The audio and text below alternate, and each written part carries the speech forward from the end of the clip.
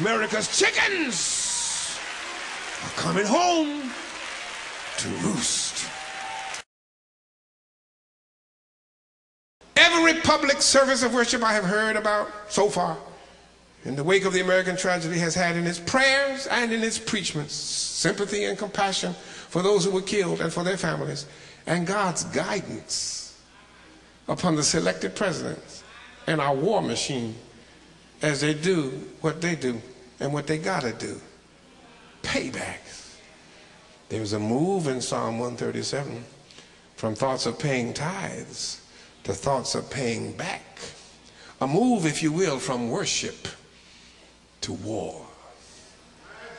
A move, in other words, from the worship of the God of creation to war against those whom God created. And I want you to notice very carefully the next move. One of the reasons this psalm is rarely read in its entirety, because it is a move that spotlights the insanity of the cycle of violence and the cycle of hatred.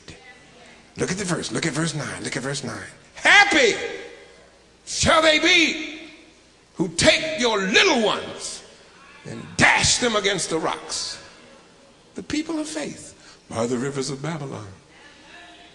How should we sing the Lord's song if I forget thee, O Jerusalem? The people of faith have moved from the hatred of armed enemies, these soldiers who captured the king, those soldiers who slaughtered his sons and put his eyes out, the soldiers who sacked the city, burned their towns, burned the temple, burned their towers. They have moved from the hatred for armed enemies to the hatred of unarmed innocents. The babies, the babies. Blessed are they who dash your baby's brains against a rock. And that, my beloved, is a dangerous place to be. Yet, that is where the people of faith are in 551 BC, and that is where far too many people of faith are in 2001 AD. We have moved from the hatred of armed enemies to the hatred of unarmed innocents. We want revenge, we want paybacks, and we don't care who gets hurt in the process. Now, I asked the Lord, what should our response be in light of such an unthinkable act? But before I share with you what the Lord showed me, I want to give you one of my little faith footnotes. Visitors, I often give faith footnotes so that our members don't lose sight of the big picture. Let me give you a little faith footnote. Turn to your neighbor and say, faith footnote.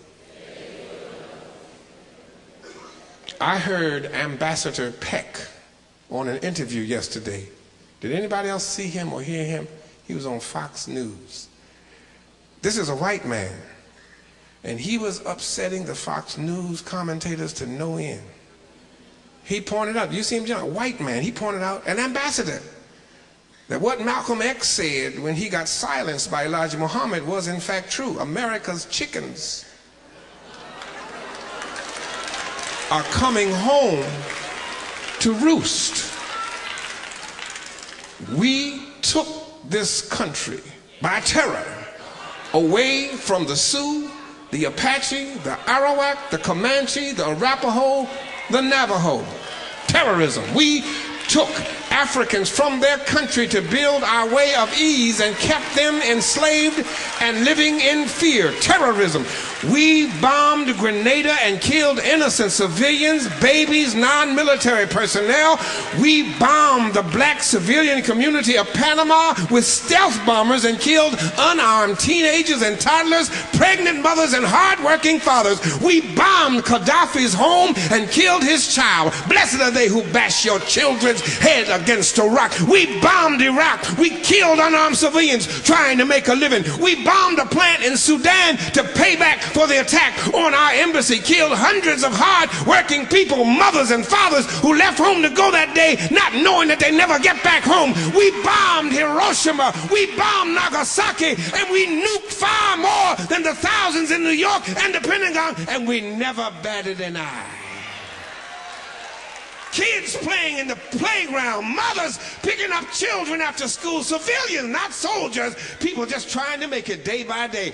We have supported state terrorism against the Palestinians and black South Africans, and now we are indignant because the stuff we have done overseas is now brought right back into our own front yards. America's chickens are coming home to roost. Violence begets violence. Hatred begets hatred. And terrorism begets terrorism. A white ambassador said that, y'all, not a black militant. Not a reverend who preaches about racism. An ambassador whose eyes are wide open and who's trying to get us to wake up and move away from this dangerous precipice upon which we are now poised. The ambassador said the people that we are wounded don't have the military capability we have, but they do have individuals who are willing to die and to take thousands with them, and we need to come to grips with that. Let me stop my faith footnote right there and ask you to think about that over the next few weeks if God grants us that many days. Turn back to your neighbor and say, footnote is over. Now, come on back to my question to the Lord. What should our response be right now in light of such an unthinkable act? I asked the Lord that question Tuesday, Wednesday, Thursday, and Friday. I was stuck in Newark, New Jersey. No flights were leaving LaGuardia, JFK, or Newark Airport. On the day that the FAA opened up the airports to bring into the cities of destination those flights that had been diverted because of the hijacking, a scare in New York closed all 3 regional airports, and I couldn't even get here for Mr. Radford's father's funeral. And I asked God, what should our response be? I saw pictures of the incredible. People jumping from 110th floor. People jumping from the roof because the stairwells and the elevators above 89th floor were gone, no more. Black people jumping to a certain death. People holding hands, jumping. People on fire, jumping. And I asked the Lord, what should our response be? I read what the people of faith felt in 551 BC. But this is a different time. This is a different enemy. This is a different world. This is a different terror. This is a different reality. What should our response be? And the Lord showed me 3 things. Let me share them with you quickly, and I'm going to leave you alone to think about the faith footnote. Number 1, the Lord showed me that this is a time for self-examination.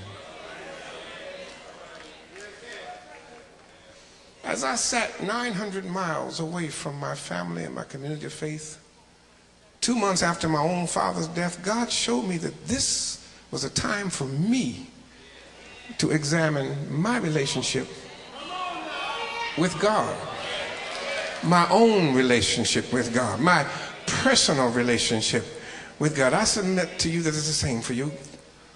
Folk flocked to the church in New Jersey last week. You know, that foxhole religion syndrome kicked in. That emergency cord religion, you know that little red box you see pull in case of emergency? It showed up full force. Folk who ain't thought about coming to church for years. We're in church last week.